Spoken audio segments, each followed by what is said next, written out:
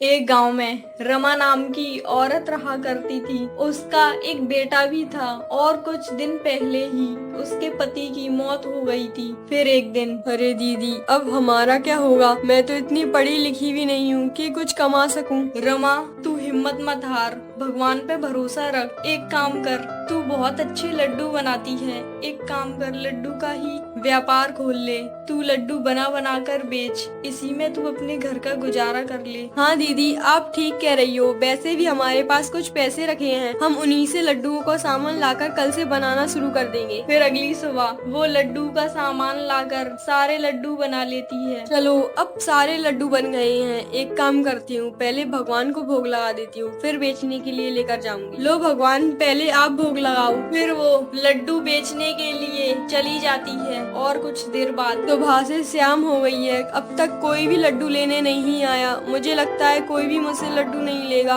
एक काम करती हूँ, अब मैं घर ही चली जाती हूँ। कब तक यहाँ पर बैठी रहूंगी? मैंने इन लड्डुओं में इतने पैसे बर्बाद कर दिए। इससे अच्छा तो मैं बच्चे के लिए कुछ खाने के लिए या फिर कुछ दूध ले लेती तो ठीक रहता। बेटी, मैं बहुत भूखा हूँ, तुम्हारे पास कुछ खाने के लिए हो तो प्लीज मुझे दे दो। हाँ हाँ बाबा, वैसे भी मैं घर ही जा रही थी। इन लड्डुओं से कम आपका पेट तो भरे।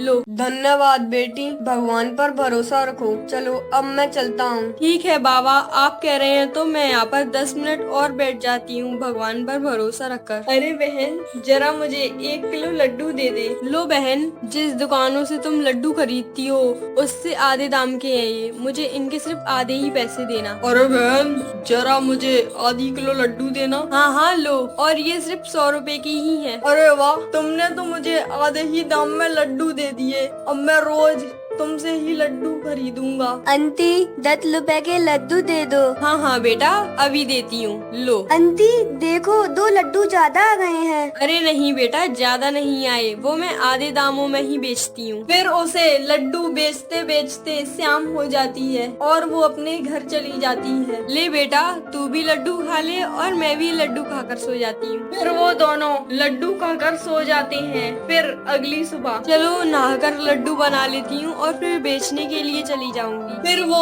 लड्डू बनाकर बेचने के लिए चली जाती है। बहन, आज मुझे ये तुम्हारे सारे ही लड्डू चाहिए, कितने के दोगी? बहन, ये तो मुझे पता नहीं है कि ये कितने लड्डू होंगे, तो मैं जितने चाहिए तुम उतने के ले लो। कल मैं तुम्हारे लड्डू ले गई, मुझे बहुत पसंद आए, इसलिए आज हमारे घर पर सत्यनारायण भगवान की कथा है, इसलिए मैं तुम्हारे सारे लड्डू ले रही हूँ, सिर्फ 1000 रुपए के। वो रोज लड्डू बेचने जाती है और ऐसे ही उसे कई दिन बीत जाते हैं। फिर एक दिन, माँ, हमको कई साल हो गई हैं लड्डू ठेले पर बेचते बेचते, तो हम एक काम करते हैं, हम एक दुकान खुलवा लें। तो वैसे भी भगवान की कृपा से अपना धंधा बहुत अच्छा चल रहा है। हाँ बेटा, तू सही कह रहा है। भगवान की कृपा से हमारा व्यापार बहुत अच्छा चलने लगा है। हमने घर भी बनवा लिया है, अब हमें एक दुकान भी ले लेनी चाहिए। फिर वो एक नई दुकान खरीद लेते हैं लड्डू बेचने के लिए। बेटी, जरा मुझे एक लड्डू देना।